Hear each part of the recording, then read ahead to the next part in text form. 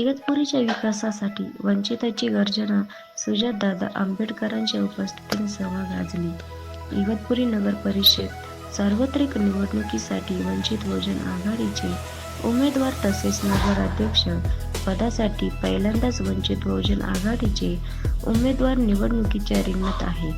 त्या अनुषंगाने युवा नेतृत्व माननीय सुजातदादा आंबेडकर यांची जाहीर सभा पट्ट्या चौक इगतपुरी इथे संपन्न झाली. यावेळी इगतपुरी तालुका पर्यटन क्षेत्रात कसा विकास करता येईल, इगतपुरीमधील पाणी, आरोग्य सारख्या मूलभूत सुविधा या विषयावर मागील 30 वर्षात न झालेल्या सुधारणा वंचित बहुजन आघाडीच्या माध्यमाने पूर्ण करण्याचे आश्वासन नगराध्यक्ष पदाच्या उमेदवार सौ अपर्णा चंद्रशेखर धात्रक यांनी केले.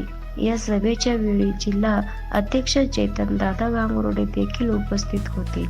त्याचप्रमाणे वंचित बहुजन आघाडीचे जिल्हा कमिटी, तालुका कमिटी व असंख्य जनसमुदाय उपस्थित होते. जर मस्जिदीवरचे भोंगे काढणार असाल तर त्याचा पहिला विरोध इथला आंबेडकरवादी करेल. मी इथले मुस्लिम बांधवांना आव्हान करतोय, आम्ही आजपर्यंत तुमच्याकडे काही मागितलं नाही आणि आज जर मस्जिदीवरचे भोंगे सुरक्षित ठेवायचे असतील तर एकमेव पर्याय आंबेडकर तुमच्या समोर आहे. मतपेटीतून त्याला सावराचा आधार द्या. आणि इतक्या सगळ्या गोष्ट झाली. इथं दादा 25 वर्षाचा नगराध्यक्ष असलेला माणूस भारतीय जनता पार्टीनं फोडला आणि गळा लावला. ते संजय इंदुरकर जर तुमच्याकडे मत मागायला आले तर पहिल्यांदा त्यांना हे सांगा की भारतीय जनता पार्टीच्या हातात तुमची अशी कोणती नाडी लागली की तुम्हाला बीजेपीत प्रवेश करावा लागला आणि मग आमच्याकडे मत मागा. आमचं म्हणणं स्पष्ट आहे, 3600 कोटीचा पाण्याचा घोटाळा आहे. किती कोटी सापडले म्हणून बीजेपीत गेले याचं उत्तर इगतपुरीकरांना द्या. आणि हे उत्तर जर देऊ शकत नसाल तर मतांची भीक मागत मतदार राजापर्यंत जाण्याची तुमची आता ऐपत राहिलेली नाही. ही गोष्ट इगतपुरीकरांनी त्यांना दाखवून दिली पाहिजे. संविधानाच्या बाबत एक गोष्ट सांगतो, इतिहासामध्ये वाचलं होतं की छत्रपती शिवाजी महाराजांच्या काळामध्ये ज्या इंजिनियरनं रायगड बांधला त्या इंजिनियरचं नाव होतं हिरोजी इंदोलकर. त्या हिरोजी इंदोलकरनं रायगड बांधला. रायगड बांधून झाला. महाराजांनी विचारलं की हिरोजी इंदोलकर, अतिशय उत्तम तुम्ही रायगड बांधलाय, बोला तुम्हाला काय बक्षीस पाहिजे. हिरोजी मंत्रिमंडळात स्थान मागू शकले असते, जमीन जायदाद मागू शकले असते. हिरोजींनी मागितलं काय, महाराज तुमच्या रायगडाच्या पहिल्या पायरीवर फक्त हिरोजी इंदोलकर हे नाव लिहा, याला म्हणतात निष्ठा. अरे रायगडाच्या पायरीवर नाव लिहिणारे हिरोजी इंदोलकर कुठं आणि सत्तेची पायरी चढण्यासाठी पक्ष बदलणारे संजय इंदोलकर कुठं. यांना धडा इथल्या इगतपुरीकरांना शिकवायचा आहे. प्रश्न अनेक आहे. सुजातदादा सुद्धा या प्रश्नांबद्दल बोलणार आहे. सांगेल की सर्वांना आश्वासित करेल की सर्व कामं आपण करणारच आहे, की जेव्हा करणार आहे की तेव्हा तुमचा साथ असेल, सर्वांची साथ असेल तेव्हाच आपण सर्व कामं करणार आहेत. तर सर्वांनी भरघोस मतदान करून सर्वांनी एकाने घराच्या बाहेर येऊन कुणी कंटाळा न करता मतदानासाठी निघा. माझे कामं आहेत, मला नाही जमणार, हा यायचा आहे, तो यायचा आहे, याची वाट बघा, त्याची वाट बघा, असं कधी करायचं नाही.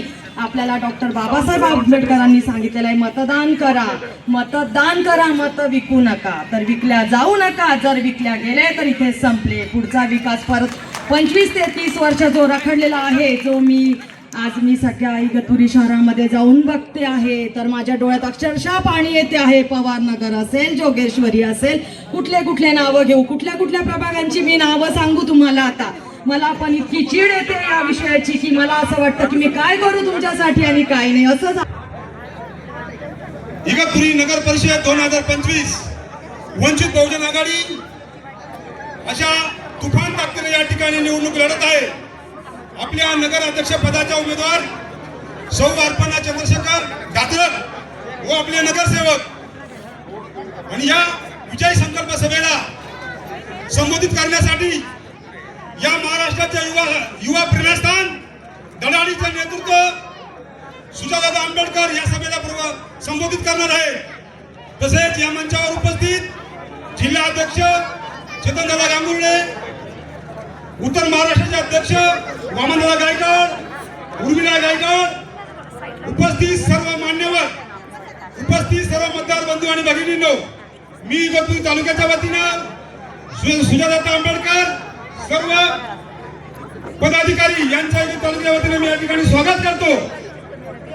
मित्र, वंचित बहुजन आघाडी या इगतपुरी नगर परिषदेमध्ये आज आपले नगराध्यक्ष आणि उमेदवार या ठिकाणी उभे केले आहेत. पण मला तुम्हाला सांगायचं आहे की गेले 35 वर्ष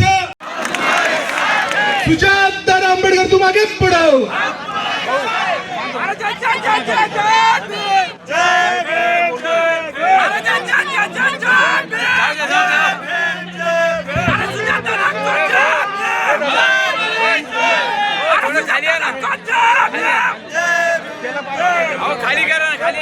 सुरू करायच्या आधी एक घोषणा द्यायची का?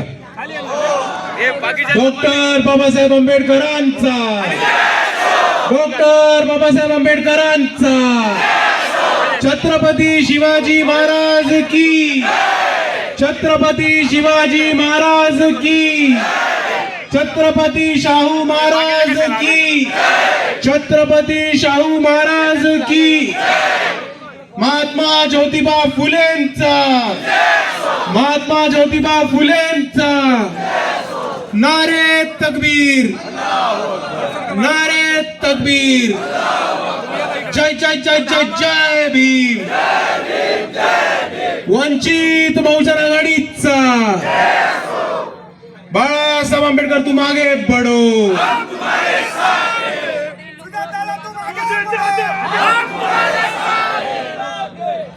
समतेचे विचार रुजवणाऱ्या सर्व महामानवांना त्रिवार अभिवादन करतो आणि इथे उपस्थित वंचित बहुजन आघाडीचे सगळे उमेदवार, सगळे पदाधिकारी, नेते, तसेच इथे उपस्थित माझ्या माता भगिनी, वडीलधारी मंडळी आणि या चळवळीतल्या तमाम साथीदारांना माझा जय जिजाऊ, जय शिवराय, जय ज्योती, जय क्रांती, जय लहूजी, जय मल्हार, जय भगवान, जय सेवालाल, अस्सलाम वालेकुम रहमतुल्लाही बरकातू आणि जय भीम.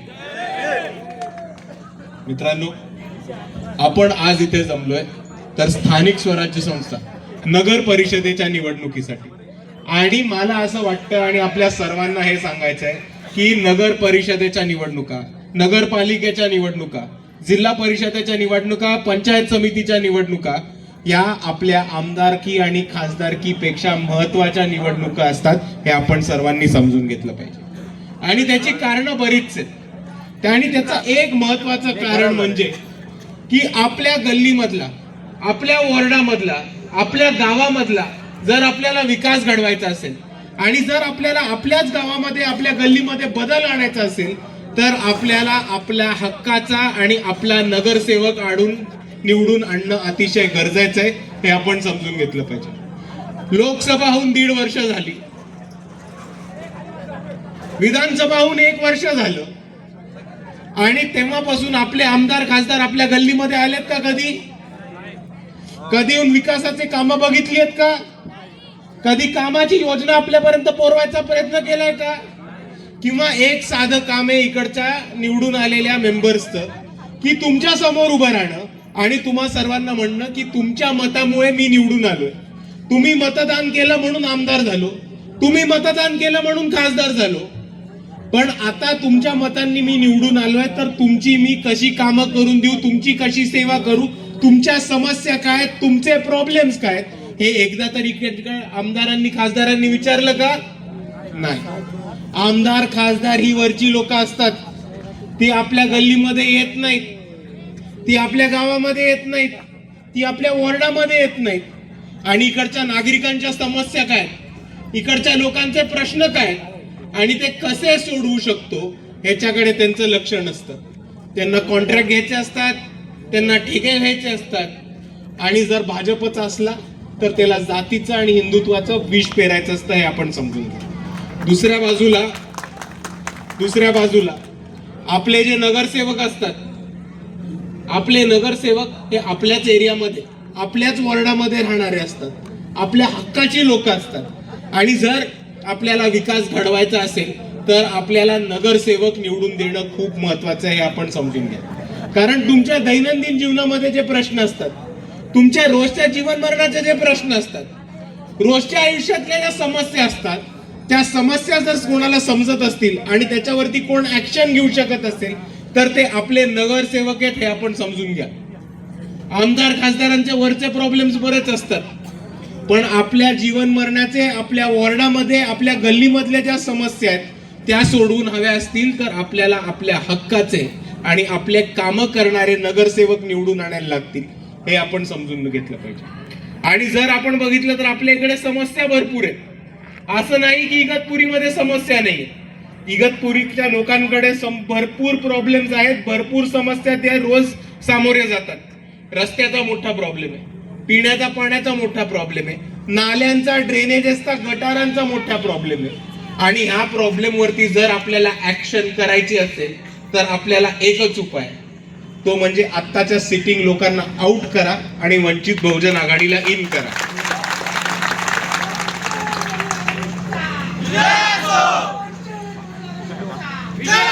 पाण्याच्या प्रश्नाबद्दल बोलताना आपल्याच इगतपुरीमध्ये 36,000 कोटीची 3600 कोटीची 36 कोटीची आपल्याकडे एक बाहुबली योजना राबवली गेली. आता ह्या बाहुबली योजनेमधनं पाणी मिळेल आणि पाणी पुरवठा मिळेल याच्यासाठी ही योजना राबवली गेली. पण अजूनही आपल्या घराला 4 दिवस आड पाणी येतंय, ही परिस्थिती आपल्याच गावामध्ये, आपल्याच घरांमध्ये आहे. आणि जर पाणी 4 दिवसा आड येतं तर हा एक महत्वाचा प्रश्न उपस्थित राहतो की हे 36 कोटी मग गेले कुठे?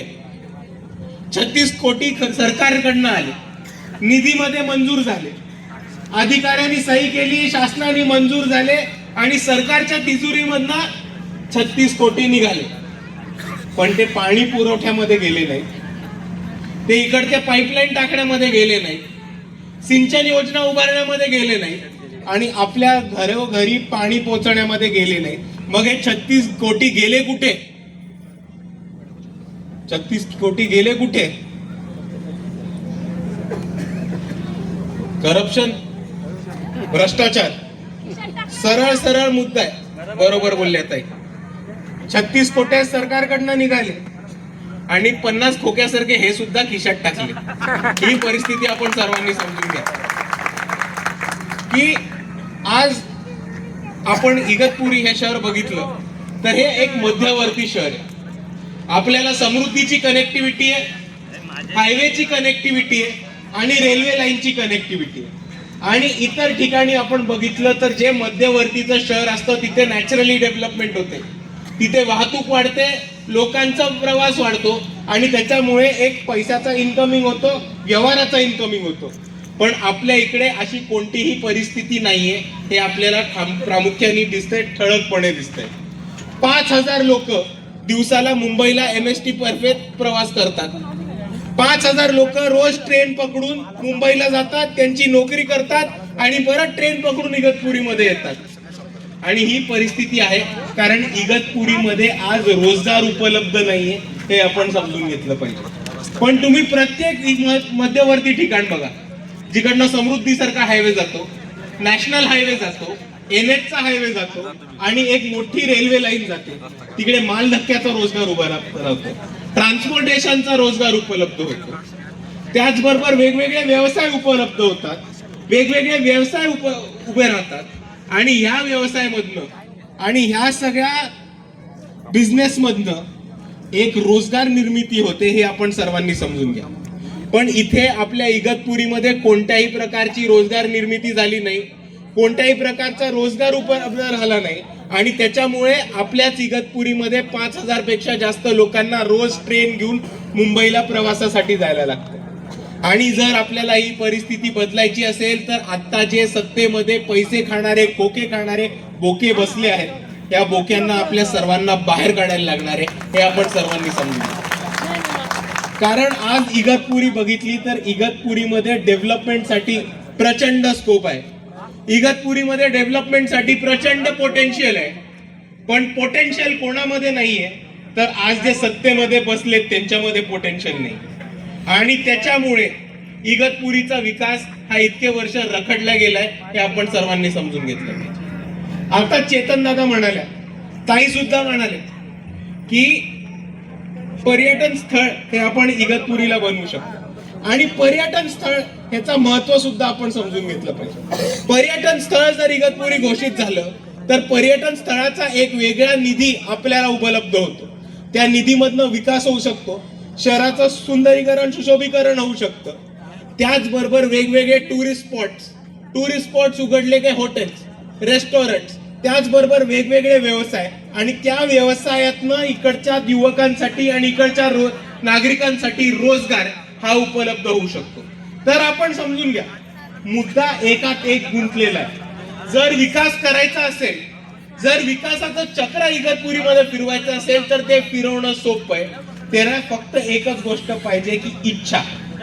पण इकडच्या सत्ताधाऱ्यांची, इकडच्या प्रस्थापितांची कोणतेही काम करायची इच्छा संपलेली आहे. त्याच्यामुळे इगतपुरीमध्ये विकास होत नाही हे आपण सर्वांनी समजून घ्या. पण नाहीतर मुद्दा सोपा आहे, पर्यटन स्थळ घोषित करा, पर्यटन स्थळाची निधी आणा, पर्यटन स्थळाच्या निधीवरनं इकडे वेगवेगळे tourist spots, activities, tourist entertainment उपलब्ध करा. त्याच्यामुळे वेगळा व्यवसाय येतो, त्याच्यामुळे टुरिस्ट लोकांची इन्कमिंग होते, त्याच्यामुळे वेगवेगळ्या नागरिकांची इन्कमिंग होते, आणि ह्याच्यामधनं रोजगार उपलब्ध होतो. आणि तो रोजगार कोणासाठी उपलब्ध होतो? तुमच्यासाठी, इगतपुरीच्या नागरिकांसाठी. पण हे इतके वर्ष का झालं नाही? हे इतके वर्ष कशामुळे होऊ शकलं नाहीये? कारण इकडच्या सत्ताधाऱ्यांना फक्त खिसे भरायचे होते, आणि जेव्हा त्यांचे खिसे खूप भरले, खिसे भरून ओव्हरफ्लो व्हायला लागले, आणि भाजपला कळलं की यांचे खिसे ओव्हरफ्लो होत आहेत, तेव्हा भाजपने गळा टाकून बरोबर ओढून घेतलं सत्ताधाऱ्यांना. दुसऱ्या बाजूला एक परिस्थिती आपण समजून घ्या की आज इथे चांगल्या दर्जाचं शिक्षण हे इगतपुरीमध्ये आपल्याला उपलब्ध होत नाही. मुंबई, पुणे, नाशिक, औरंगाबाद अशा ठिकाणी युवकांना महत्वाच्या शिक्षण घेण्यासाठी उच्च शिक्षण घ्यायला लागतं. आणि मी आपल्या सर्वांना हे आश्वासन देतो की वंचित बहुजन आघाडी जर इगतपुरीमध्ये सत्तेमध्ये आली तर इगतपुरीमध्ये एक युनिव्हर्सिटी चालू करण्याचं काम वंचित बहुजन आघाडी नक्कीच करेल. आणि दुसरा महत्वाची आपली समस्या आहे की आज इगतपुरीमध्ये एकही चांगलं दर्जेदार हॉस्पिटल किंवा आरोग्य सेवा नाहीये. हे आपण सर्वांनी समजून घेतलं पाहिजे. प्रायव्हेट हॉस्पिटल्स आहेत, पण प्रायव्हेट हॉस्पिटल्स मध्ये प्रत्येकाला खर्च जमतो, खर्च परवडतो असं नाही. एक रात्र बेड घ्यायची असेल तर 10,000 रुपये, एक छोटं इंजेक्शन लावून घ्यायचं असेल, एक सुई टोचायची असेल तर 3,500 रुपये बिल. एवढं बिल सर्वसामान्य नागरिकांना परवडणारं नाहीये. त्याच्याहून महत्वाचं हे त्याची लूटमार आहे. आणि म्हणून या समस्येवरती वंचित बहुजन आघाडीने एक तोडगा काढला. जर वंचित बहुजन आघाडी निवडून सत्तेत आली आणि जर वंचित बहुजन आघाडीचा नगर अध्यक्ष इगतपुरीमध्ये बसला तर 150 बेड्सचं मल्टी स्पेशालिटी सरकारी हॉस्पिटल आणि त्याच्याच बरोबर एक ट्रॉमा सेंटर हे सुद्धा वंचित बहुजन आघाडी इगतपुरीमध्ये चालू करेल. हे मी आपल्या सर्वांना इथे उभं राहून आश्वासन देतो. आणि मित्रांनो, आपल्याला कामं करायची आहेत, विकास घडवायचा आहे. आणि त्याचबरोबर ज्या ज्या लोकांना प्रतिनिधित्व नाही मिळाले आणि ज्या ज्या लोकांना सत्तेच्या बाहेर ठेवले त्या लोकांना सत्तेचं दार उघडून द्यायचं. या प्रस्थापितांनी दार बंद केलं तरी फरक नाही पडत, दरवाजाला लाथ मारून तोडू, पण यावेळेस वंचित बहुजन आघाडी सत्तेमध्ये जाणार म्हणजे जाणार. आणि सत्तेमध्ये जायचं आम्हाला पैसे खायला नाही, आमच्या कार्यकर्त्यांना ठेके कॉन्ट्रॅक्ट दिलं नाही. आम्हाला सत्तेमध्ये जायचंय तर इकडच्या गोरगरिबांचा, कष्टकऱ्यांच्या, शेतकऱ्यांच्या आणि तमाम वंचितांचा विकास करायला आम्हाला सत्तेमध्ये जायचंय.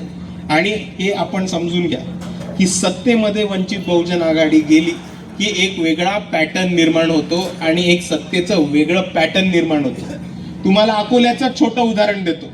गाव तिथे आरोग्य केंद्र उभं करून दाखवलंय. अकोल्यामध्ये प्रत्येक समाजाचा प्रतिनिधी हा जिल्हा परिषदेमध्ये गेलाय. आणि त्याचबरोबर जेव्हा अतिवृष्टी होते तेव्हा शेतकऱ्यांना कर्जमाफी आणि बियाणं वाटपाचं काम सुद्धा अकोल्यामध्ये जिल्हा परिषदेमार्फत करतो. आणि ह्याच धर्तीवरती आम्हाला काम करायचं इगतपुरीमध्ये. आणि एक इगतपुरीमध्ये विकासाचं चक्र फिरवायचं. पण इगतपुरीमध्ये काम करत असताना इकडे काही लोक त्रास देतात हे पण आपण समजून घेतलं पाहिजे. आपलीच 2 लोक फोडून आपल्याच विरुद्ध उभे केली.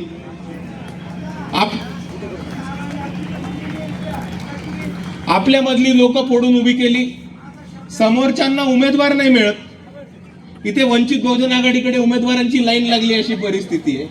पण समोरचा उमेदवार नाही मिळत म्हणून वंचित बहुजन आघाडीचे उमेदवार फोडून नेले तर नेले, मला काय फरक नाही पडत. 2 वंचितांना संधी तरी मिळाली तुमच्या पक्षात. हम तुम्हारे साथ हैं। दादा अम्बेडकर आगे बढ़ो, हम तुम्हारे साथ हैं। लेकिन जाने वाले को जाने दो, जाने वाले को जाने दो और जो आ रहे उनको आने दो, एवढंच आता आपल्याला करायचं. आणि दुसऱ्या बाजूला मला एक गोष्ट सांगायची की इकडे वंचित बहुजन आघाडी जेव्हा जेव्हा सक्षमपणे उभी राहते, जेव्हा जेव्हा वंचित बहुजन आघाडी ताकदीने पुढे येते आणि लढायचा प्रयत्न करते, तिकडे आपल्यातलीच काही लोक येतात आणि म्हणतात की वंचित बहुजन आघाडी बी टीम आहे, वंचित बहुजन आघाडी भाजपची हातमिळवणी करते. आता जर आपल्याला परत कोणी म्हटलं तर नुसता तुमच्या माजी नगर अध्यक्षाचं त्यांना नाव सांगा आणि त्यांचं काय झालं हा एकदा प्रश्न विचारा. काय नाव त्यांचं? संजय इंदुरकर. इंदोलीकर. मला वाटलं महाराज निघाले. आता तुम्ही प्रश्न बघा, जेव्हा 2024 ची निवडणूक होत होती, लोकसभेची निवडणूक होत होती, वंचित बहुजन आघाडी आणि काँग्रेसची बोलणी चालू होती, तेव्हा बाळासाहेब आंबेडकरांनी एक महत्वाची अट ही काँग्रेसला ठेवली. ती अट अशी होती की आम्ही तुमच्याशी युती करायला तयार आहोत, आमची पूर्ण मतं तुमच्या मागे उभी राहतील, आमचे कार्यकर्ते काँग्रेससाठी काम करतील जिथे जिथे युती होईल तिथे. पण आमची एक अट आहे की आम्हाला गॅरंटी द्या की आमच्या मतावरती निवडून आलेली लोक ही निवडून आल्यानंतर भाजपमध्ये जाणार नाहीत, ही आम्हाला गॅरंटी द्या. हा प्रश्न बाळासाहेब आंबेडकरांनी विचारला होता आणि हा प्रश्न आपल्या इगतपुरीमध्ये बरोबर बसतो. इंदोलकर पळून गेला. आता जे उभाटाची लोक आहेत, आता जी काँग्रेसची लोक आहेत, आता जी राष्ट्रवादीची लोक आहेत, ही जर मतं मागायला आली तर त्यांना म्हणा, भावा तू स्टॅम्प पेपरवर लिहून दे की निवडणूक झाल्यानंतर तू तरी भाजपमध्ये पळून नाही जाणार इंदोलकर सरकार. आणि मित्रांनो, दुसऱ्या बाजूला आपण समजून घ्या की एके ठिकाणी वंचित बहुजन आघाडी सक्षमपणे लढायला तयार आहे. आपल्याला सर्वांना माहिती आहे की काँग्रेस उभाटाचा कॅन्डिडेट मॅनेज झालेला आहे, बसलाय, त्याला पाकिट पोचलंय, 50 खोके पोचलेत, सगळं ओके झालेलं आहे. लढणार आहे तर वंचित बहुजन आघाडी. आता थेट लढाई आहे, आमने सामन्याची काट्याची लढाई आहे भाजपमध्ये आणि वंचित बहुजन आघाडीमध्ये. आणि ज्याला मतं वाया नसतील घालवायची आणि ज्याला ज्याला भाजपचा पराभव करायचा असेल तर तुम्हा सर्वांना एकच उपाय आहे, तो म्हणजे वंचित बहुजन आघाडी आणि बाळासाहेब आंबेडकर. आणि मित्रांनो, दुसऱ्या बाजूला अजून एक गोष्ट समजून घ्या की ही निवडणूक महत्वाची आहे. ही निवडणूक अतिशय महत्वाची आहे कारण लोकसभेला काँग्रेसने आपल्याला सांगितलं संविधान खतऱ्यामध्ये, विधानसभेला येऊन सुद्धा सांगितलं. पण आपल्याला काँग्रेसवाले नुसतं एक गोष्ट येऊन म्हणतात की संविधान खतरे में. कसं खतऱ्यामध्ये हे तर तुम्हाला कधीच सांगितलं नाही. आणि संविधान धोक्यामध्ये असलं तर काँग्रेस तर संविधान वाचवण्यासाठी काय करणार आहे हे सुद्धा काँग्रेसची लोक सांगत नाही. म्हणून काँग्रेसच्या लोकांना सांगतो, ऐकून घ्या की आपण परवाच बातमी ऐकली असेल की 100 बीजेपीचे नगरसेवक हे निवडून आलेले आहेत बिनविरोध ऑलरेडी. बघा, आज तारीख काय आहे? 23 नोव्हेंबर, बरोबर. निवडणूक कधी आहे? 2 डिसेंबर. निकाल कधी आहे? 3 डिसेंबर. मग 22 तारखेलाच भाजपचे 100 नगरसेवक निवडून कसे येतात? निवडणूक होत नाही, समोर कोण उभे राहत नाही, बिनविरोध. निकालाच्या 1 आठवड्या आधी, निवडणुकीच्या एक आठवडा आधी जर 100 नगरसेवक निवडून येत असतील तर हे लोकशाहीला धोका नाहीये का? हा संविधानाचा अपमान नाहीये का? आणि आपल्याला ह्याचा वचपा काढायचा या निवडणूक. दुसऱ्या बाजूला समजून घ्या, इकडनं लांब नाही, जामनेर तालुका माहिती आहे आपल्याला. जामनेर मध्ये भाजपची लोक समोरच्या उमेदवारांवरती दबाव टाकत होती. काही लोकांचा या फॉर्म फाडण्यात आला, काही लोकांना दबाव टाकण्यात आलं आणि काही लोकांना शासनावरती दबाव टाकून त्यांचा फॉर्म रद्द करण्यात आला. आणि अशी एक परिस्थिती उभी केली की त्या ठिकाणी बीजेपी हे बिनविरोध लढेल आणि बीजेपीच्या उमेदवाराच्या विरोधात कोणी उभं राहणारच नाही. हाच प्रकार इगतपुरीमध्ये सुद्धा करायचा प्रयत्न केला, पण ही वंचित बहुजन आघाडी आहे बघ. इकडे कोणी मागे हटत नाही, इथे कोणी घाबरत नाही आणि इथे कोणी मागे सरकत नाही. हा खाणाऱ्यांचा नाही, हा मारणाऱ्यांचा पक्ष आहे. आणि जर तुम्ही परत वंचित बहुजन आघाडीच्या लोकांना बसवण्याचा किंवा उमेदवारांचा दाबण्याचा प्रयत्न केला तर वंचित बहुजन आघाडीची लोक आपल्या घरी एक सदिच्छा भेट दिल्याशिवाय राहणार नाहीत, हे आपण सर्वांनी समजून घेतलं पाहिजे. कारण जेव्हा जेव्हा अन्याय अत्याचार होतो आणि जेव्हा आपल्या लोकांवरती अडचण येते तेव्हा धावून येणारी, उभी राहणारी आणि आपल्या सर्वांसाठी लढणारी ही लोक वंचित बहुजन आघाडी. ही तीच वंचित बहुजन आघाडी ज्यांनी सोमनाथ सूर्यवंशींना न्याय मिळवून दिला. ही तीच वंचित बहुजन आघाडी आहे जिनी कोथरूडमध्ये आंदोलन करून पोलिसांवरती गुन्हा दाखल करून घेतला. ही तीच वंचित बहुजन आघाडी आहे जिनी परभणी पोलीस केसमध्ये सोमनाथ सूर्यवंशींच्या खुनामध्ये अख्ख्या परभणीच्या पोलीस ठाण्याला गुन्हेगार म्हणून उभं केलंय. आणि ही तीच वंचित बहुजन आघाडी आहे जिनी भारताच्या इतिहासामध्ये RSSच्या कार्यालयावरती पहिला मोर्चा घेऊन गेला. आणि म्हणून मी म्हणतो,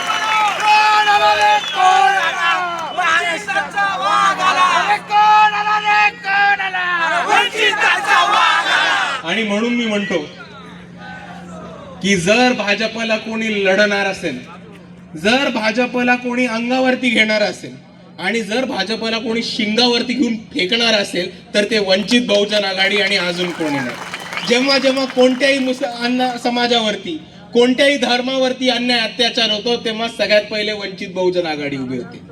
या महाराष्ट्रामध्ये तुम्हाला माहिती असेल की जेव्हा मुसलमान पोरांना टिपू सुलतान आणि औरंगजेबचे स्टेटस ठेवण्यासाठी अरेस्ट करण्यात होते तेव्हा बाळासाहेब आंबेडकर होते ज्यांनी छत्रपती शिवाजी महाराज, छत्रपती शाहू महाराज आणि डॉक्टर बाबासाहेब आंबेडकरांच्या फोटो सोबत टिपू सुलतानचा फोटो ठेवला होता. आणि टिपू सुलतानच्या फोटोला हार घालून ते म्हणाले होते की ही पोरं स्टेटस ठेवतायत, तुम्हाला दम असेल तर वंचितच्या कार्यकर्त्यांवरती ऍक्शन घेऊन दाखवा. आणि जेव्हा औरंगजेबचे स्टेटस ठेवण्यासाठी तरुणांना अरेस्ट करण्यात होते तेव्हा तेच बाळासाहेब होते ज्यांनी म्हटलं की पोरं तर फक्त स्टेटस ठेवतायत, पोरं तर फक्त फेसबुकवरती स्टेटस अपडेट करतात, आम्ही औरंगजेबांच्या मजारीवरती जाऊन आलो, जर दम असेल तर बाळासाहेब आंबेडकरांना हात लावून दाखवा. ही भूमिका घेतली बाळासाहेब आंबेडकरांनी. आणि त्याच्यानंतर अख्ख्या महाराष्ट्रामध्ये मुसलमान तरुणांना अरेस्ट करण्याचा सिलसिला बंद म्हणजे बंद झाला होता. आणि आपल्यातलेच काही धर्मांध हिंदू लोक आहेत, कट्टर हिंदू म्हणतात स्वतःला, ते प्रत्येक वेळेस बाळासाहेबांचा औरंगजेबच्या मजारीवरचा फोटो काढतात आणि म्हणतात की ह्यांनी पण धर्मांतर केलं, ही लोक पण बदलली, या लोकांनी पण पाकिस्तानला जायला पाहिजे. आता जे पाकिस्तानला आम्हाला पाठवायला निघाले त्या लोकांना मला एक गोष्ट सांगायची आहे की कोरोना काळ आठवा. कोरोनामुळे अख्खी आर्थिक व्यवस्था ढासळली होती महाराष्ट्रामध्ये, प्रत्येक धंदा बसला होता. आणि त्याच्याहून महत्वाचं, कोरोनामध्ये महाराष्ट्रामधले प्रत्येक छोट्यापासून ते मोठं मंदिर बंद झालं होतं, हे नका विसरू. आणि हे तेच बाळासाहेब होते जे औरंगजेबाच्या मजारीवरती गेले होते, ज्यांनी पंढरपूरमध्ये मोर्चा काढून विठोबाचं मंदिर चालू केलं होतं. आणि अख्ख्या महाराष्ट्रामध्ये, अख्ख्या महाराष्ट्राच्या जनतेसाठी मंदिरं उघडायचं काम जर कोणी केलं असेल तर ते ऍडव्होकेट बाळासाहेब आंबेडकरांनी केलं होतं. आणि म्हणून मी परत एकदा म्हणतो, आम्ही सगळ्यांना बरोबर घेऊन चालणार आहोत आणि सगळ्यांसाठी लढणार आहोत. आम्हाला जर कशाची साथ हवी असेल तर फक्त तुमची आणि तुमच्या मतांची. एवढं म्हणून मी माझे 2 शब्द थांबवतो. आणि आपण सर्व जास्तीत जास्त मतांनी वंचित बहुजन आघाडीचे उमेदवार निवडून द्याल एवढी